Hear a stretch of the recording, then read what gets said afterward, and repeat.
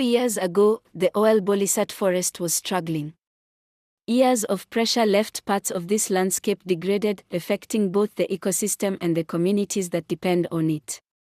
With support from the World Resources Institute through the TerraFund for AFR 100, our organization and local communities began restoration.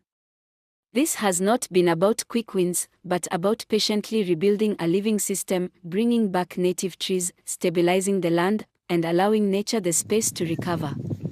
As the forest slowly regenerates, livelihoods are strengthening too.